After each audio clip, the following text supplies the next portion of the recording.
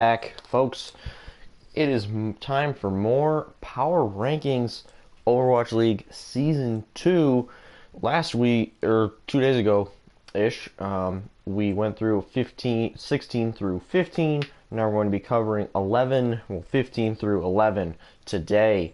So, as you can see, I'm still climbing little by little, just about to 3,600. By the end of the season, if I could hit 37, that would be awesome. But even if I don't go up anymore, as long as I don't drop a bunch, I'm super happy with this season, personally for me. Let me know how your guys' seasons are going if you play comp.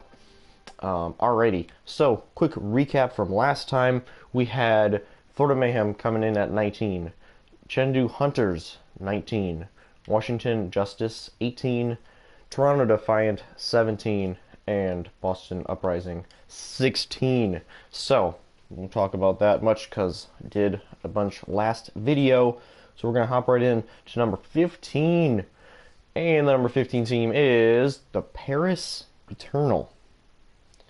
So this was a team, when they were announced, and as they added their players, I was like, okay, I envisioned them like right smack dab in the middle. I was like, they're going to be like 10, 11.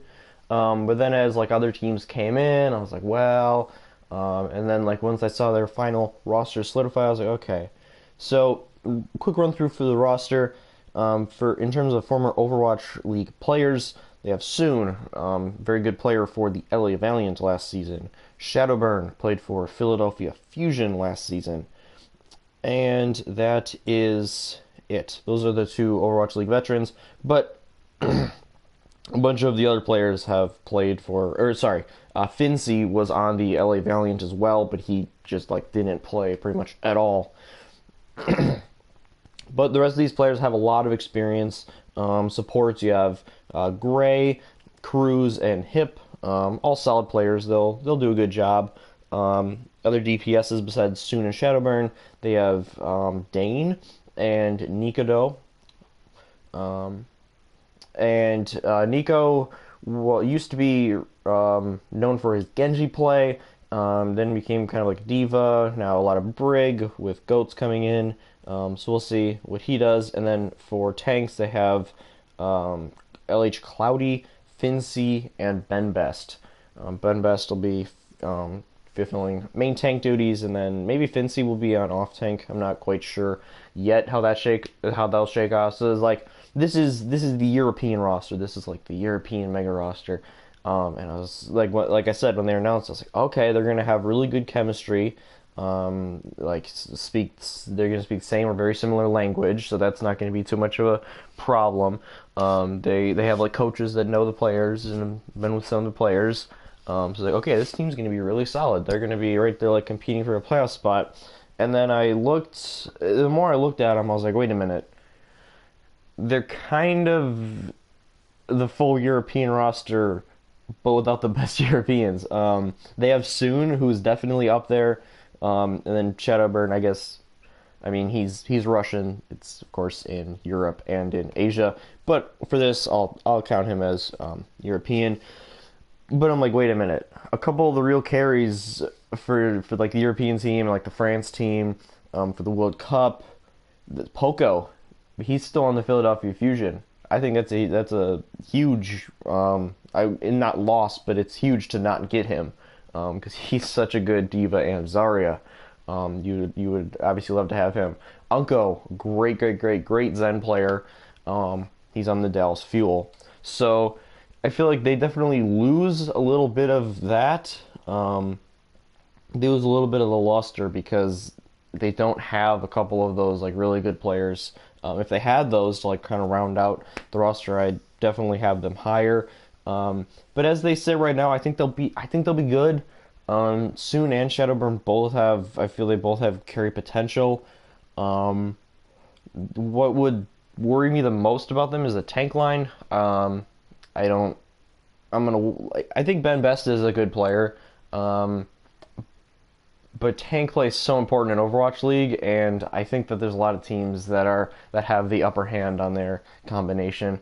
So for that, and because if Goats is still meta soon in Shadowburn, their effects are dampened quite a bit. They don't have, if they can't play on the DPS, they have a lot. The chances of them standing out is decreased by quite a bit. So they're coming in at 15. Not going to be a terrible team by any means. They'll be solid, but I don't see them in that like right there, trying to get into the playoff spot as of yet. All right, moving on to 14. It's going to be another new team, the Guangzhou Charge. Almost said Spark.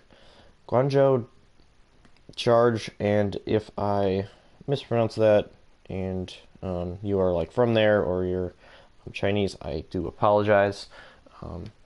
So, looking at this squad, they're an interesting squad. It's a mix. They're very much a mix of different players. Running through the list for supports, they got Chara, Shu, and Rise. For tanks, they have Hotba, who used to be on the Philadelphia Fusion, and Rio. Their other support is Only Wish. And then in terms of DPS, they have Happy, Eileen, Nero, and Kib. So like I said, they got a couple Koreans, they got a couple Chinese players, they have an American player. So they're definitely a mix of people, which I would say it's a little bit of a disadvantage because you obviously language barriers and you could have some miscommunication. The team has had a while to play together though, so I don't think that'll be a huge issue. Again, it's a solid roster. I really like Eileen. I think he's a very, very good player on the DPS. Same thing with Happy. I think Happy is gonna really shock people, or at least not even shock people as much as like people who haven't heard of him are gonna be like, wow, this dude's a really good player. But again, it's kind of the same thing. When I look at this team, I see the strength in the DPS. I think the tanks leave a little more to be desired. Hoppa was a solid player for Philly last year. But again, with Rio and Hotba, I just don't see them being able to really outplay a lot of the better teams. I think that's going to hurt them. Like I said, they have a lot of support players. They're pretty solid from their past contenders teams. So again, a solid roster. Even like these teams that are like 14, 15, 16, like 17, I still like them as teams. I just don't think they have something that a team ahead of them has. Like they have a little extra oomph. So they're coming in like toward not quite in the middle, a little bit back. But I got them at 14, and honestly, depending on how the meta goes and depending on how this team gels, I could see them getting vying for top 10 and trying to play into those last couple playoff spots. Because remember, we'll have 8 teams. 8 teams will be in the playoffs this season, and then the top 6 get in automatically, and then 7 through 12 will be fighting in. So I think this will be one of the teams that's like kind of jostling for one of those spots. Again, I think especially this year, because there's only 28 matches instead of 40, I think stage 1 is going to be so important in setting the stage for a lot of these teams, especially the expansion teams. So I think that looking at their schedule, looking at their roster, I think this is a good spot for the Charge, right in at 14. Moving on to 13, we have the Houston Outlaws. So I've been seeing them in a lot of power rankings at 15 or 16. I think that's a little low. I still think this is a good team. It feels like a lot of people have just kind of like given up, or like their patience has worn out with like a lot of the players. The Outlaws they finished 7th in season 1, missed the playoffs by 1 spot. They bring back essentially the same roster with pretty much one change. Clockwork is no longer on like the active roster. I believe he's a coach. But they've added Dante from the San Francisco Shock. The Shock have 94 million DPS players on their team, so they didn't really need Dante anymore. The Outlaws wanted another flexible DPS player, so it's a really good pickup for them. A lot of people in the community said, really solid pickup. I agree. Pretty much their roster, like I said, they're bringing it back For tanks, Muma, main tank, Coolmat, Diva player, Spree, Zarya player. Very solid tank line. Muma had a horrible showing in the World Cup. He also had some really bad matches in Overwatch League when Ryan started to become meta, so that's kind of an issue. He does have his games on Ryan where he plays really well. He's just pretty inconsistent, especially on Reinhardt. On Winston, he's very good consistently, but Reinhardt, yeah, he has some matches where it's like, what are you doing? So that will be something to watch for sure. But his up tanks are very solid. Spree is a very, very, very good Zarya. Coolmat is great on Diva, so they kind of have both things covered. If it's a Zarya meta or a Diva meta, it won't be a Roadhog meta, so you don't have to worry about that. So that's their tank line. I think it's really good, really solid. Moving on to supports, they got Boink, mainly Lucio player, will play Mercy as well. Bonnie, who fulfills those same roles. I'd say over the course of Season 1, Bonnie got more playtime than Boink, but Boink got a pretty decent amount of play as well. Two solid main supports. Then they have Raucus for off support. He's solid. I think he definitely gets outshined by a lot of other Zenyattes in the league. Still decent, but I think his real hero is Ana. He's a very, very good Ana player. So if she's not right now. It's obviously Brig, Zen, and Lucio as of this moment. But if Ana gets meta, look for that. And like I said, he's a good Zenyatta player. A lot of his problems in Stage 1 or Season 1 were it kind of came down to ult usage. There were some questionable ults. But overall, he's also a solid player. And then for DPS, they have Linkser. They're kind of their star player.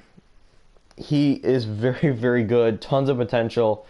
Very inconsistent though too. Sometimes in matches he disappears, and that you could really tell last season. And in those matches where he just kind of disappeared, it really hurt them. They also have Arhan, who is a mid-season pickup last year. Genji player. Didn't get a whole lot of play time. We'll see how he fits in. I don't envision him getting a lot of play time at all. Jake, the Junkrat player. If you know about Overwatch League at all, you know about Jake. And of course they have Dante as well, who is a very solid Tracer player, incredibly good Sombra player. So I think they have a lot more versatility than they did last year. We'll see if maybe Arhan's been in like the hyperbolic time chamber, and he's going to come out and play really, really well on a couple of heroes that like Houston didn't really show last year on DPS. But honestly, I think the GOATS meta helps them a little bit when you have. It will dampen the effect of Linkser, but it also means there won't be as much pressure on Linkser to kind of like carry in situations. So I think between like Dante and Jake, those are two pretty high IQ players. So playing like the fill-ins, like Briggs, Zarya, whatever it is, GOATS should serve them pretty well. Like I said, if you got Muma, Spree, and Coolmat in there, that's pretty scary, honestly. So I think Outlaws are kind of being looked down upon this year. They finished 7th last year. I mean, that's still pretty darn good. And you want to talk about like team chemistry and knowing each other? These players have been playing together so long that that's not going to be an issue for them. So that's why I give them an edge over some of the expansion teams coming in and some of the old teams. Honestly, I kind of wanted to rank them higher, but because of inconsistencies, especially towards the end of last season, and question marks about Muma and Ryan, I can't put them any higher than this. But they're coming in right towards that, competing for one of those last bids for a playoff spot. That's Outlaws coming in 13. Next, number 12. So I had a really, really hard time like in this area, kind of like the 8 to 12 range. I just think a lot of these teams are so close together. And coming in at 12, I had to go with the Hanjo Spark. And I won't say, you'll see because they'll be coming up in the next like 3 picks. But like I said, it was such a tough decision for me right around here. I think there's so many teams that are right next to each other. So The Spark, another expansion team. They, for their roster, DPS players, they have Godsby, Bazzi, and Crystal, as well as Adora. So looking at knowing like these players, I would assume they'll probably start on Crystal and Godsby. I think those are their best two DPS players. But they have a lot of options, and all four of those players are solid. Tank-wise, they have Guxi, who is very, very good on Reinhardt. I think he's going to do very well in Goat's meta. As long as Ryan is meta, I think he will do good, and that's one of the reasons why I have them above teams like the Charge and the Outlaws, and even like Paris. I really like their tank line. They also have No Smite, who I like a lot, and Rhea. For supports, they have IDK, Revenge, and BB. And like I said, I like this team. They're really solid. You probably either like or you either love or hate their colors. They're rocking the cotton candy. You see they got the pink. They also have the same like blue color that you'll see in cotton candy. But yeah, I think it's good. It's bold. It makes them stand out. Like I like Guangzhou's it's a nice blue. Paris's colors are nice. They got a pretty cool like emblem. I love the Toronto, the black and red. But yeah, it's just the Spark really pops. So they've done a good job of marketing their team. I think they're gonna have a lot of fans, and I think they're gonna be competing for one of those spots. The only thing I can say that kind of takes like the supports are a little unproven for me. We'll see how they do in the league. Some of these players have played together, but not all of them. So yeah, this is again a team I could see them breaking top 8-ish, right around there. But because they're an expansion team, I kind of rated all the expansion teams a little bit lower, just because there will be a little bit of an adjustment because most of them haven't played in Overwatch League. I think that the original 12 will have a slight advantage at the start of stage 1. And like I said, because there's a shorter season, if you get off to a bad start, there's less time to kind of rebound. I mean, if you think about the Fuel, they're good. Their really good stage was stage 4, and that was after 30 games, after 30 matches.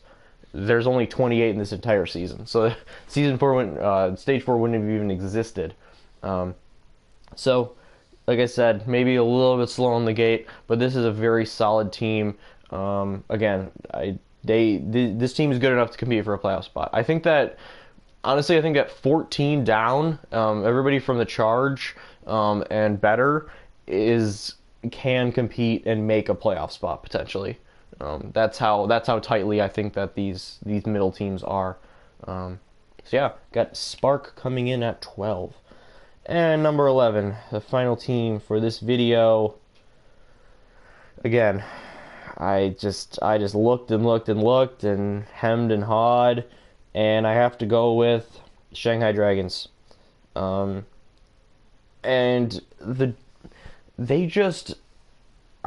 just keep seeing the Dragons getting like put in tier 1 lists. I see them at 5, I see them at 7. I just don't quite see it yet. And maybe it's just like remembering the 0-40 Shanghai Dragons, even though this is not that team. I just don't see them jumping up that much. They have a tough schedule. You can see they're playing the Spark, their first match. I think that'll be all. The Philly versus London should be awesome. New York is probably going to smoke Boston, but we'll see. Gladiators Dynasty should be really good, and then Dragons and Spark should be extremely competitive as well. So I'm definitely excited for the first day of Overwatch League, not just because it's back, but because they have some really solid matches lined up. So Shanghai, it's a nice roster. It's way better than last season's, obviously. I mean, going from 12 out of 12 to 11 out of 20, I think they made some good moves. Their management the organization does worry me a little bit. They made a lot of poor decisions in terms of like coaching and what to do with players and translators and all that good stuff last season. So that worries me a little bit. We'll see, but you can't deny that the talent level of this team is way higher. They do have a couple of veterans to the league, so they should be good. going through the roster, you got Gaguri, the only female player in the league. You got Fearless on main tank. You also have Guardian as another tank. DPSs, you got Dia coming back from last year. Young Jin, Ding, or just Ding. It's two D's. A lot of times with Korean players, they'll have two there, so I'm not sure how you want that pronounced. And then Diem. So again, solid players. Dia performed, especially the last couple stages, he performed well in season 1 of the league. So he's got that veteran presence. He knows what the league is all about. Same thing with Gaguri and Fearless. They're the tank line from last year. They picked them up midway through, and that's when they were way more competitive than in the first stage and a half. And then supports, they have Koma and either Luffy or Luffy. I mean, depends if he's a One Piece fan or not, I guess. This is another team. It's probably the supports that I would have the biggest question about, but it's a solid team. They got some players from old Kongdu Panthera, which was second in season 2 of Overwatch Contenders Korea. So they definitely made some good moves. Very nice off season from them. They should not be the punching bag of the league. I would be very shocked if they turned out to be so. I think they're going to be jostling for one of those playoff spots, but I have them as like a tier 2 team, like solidly in tier 2, not tier 1. We'll see. I'm very interested in Shanghai just because of so many like analysts and people doing their power rankings, putting them, like I said, up to like number 5. So yeah, very very solid team. They'll be competing for a playoff spot. And Shanghai fans, rejoice! You should definitely win a match. You should win a bunch of matches this year. At least half your matches. I would assume more, probably 16, 12, 18 to 10 at best range.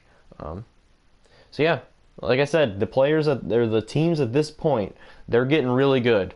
And next time we'll go through 6 through 10. I think there's probably a couple of teams that you guys noticed that are like, wait, he hasn't said them yet. He's really ranking them this high. So yeah, look forward to that. Next time should be out in, got to get these out before the league starts. So look for part 3 probably tomorrow, and then 4 the next day. So hope you guys enjoyed the video. Let me know what you think of my predictions. If you think I'm right, if you think I'm way off. Have a great couple days, and I'll see you in the next one.